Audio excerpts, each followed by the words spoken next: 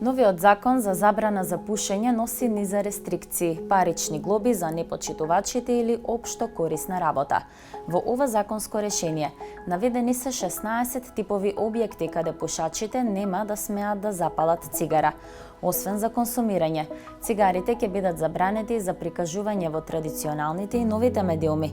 Веќе нема пушење и за време на емитувањето на подкастите.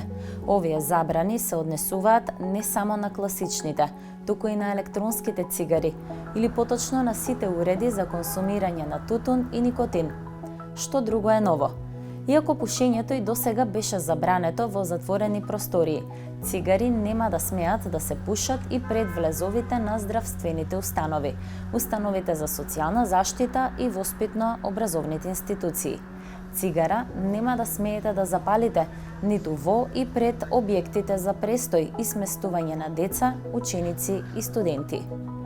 Забраната се однесува и на пушењето во и пред објектите, каде што се приредуваат забавни и рекреативни дејности за деца, дури и во приватните возила во кои има деца.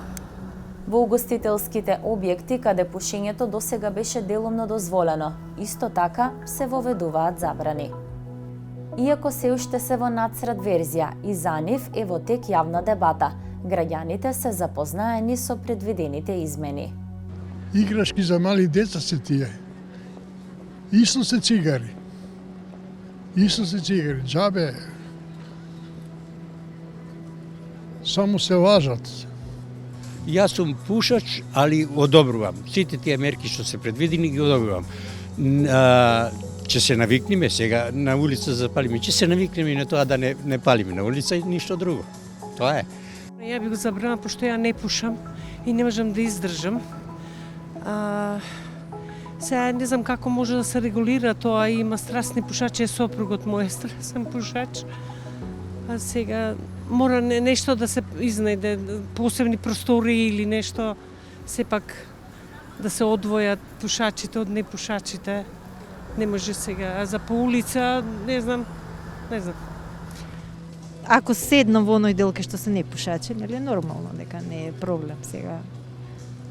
Ми смета, например, во фирма, доколку не се почитува тоа, мислам захвална тоа.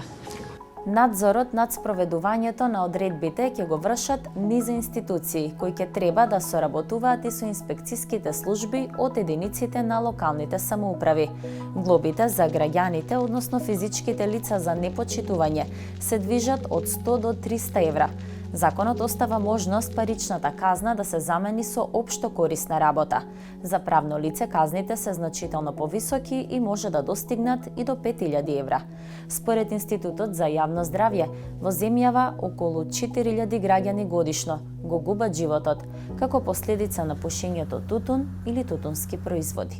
Истражувањето на аналитика Think Tank покажа дека пушењето е навика и на речиси половина од малолетниците во Северна Македонија, а дел од нив првата цигара ја пробале на 13 години.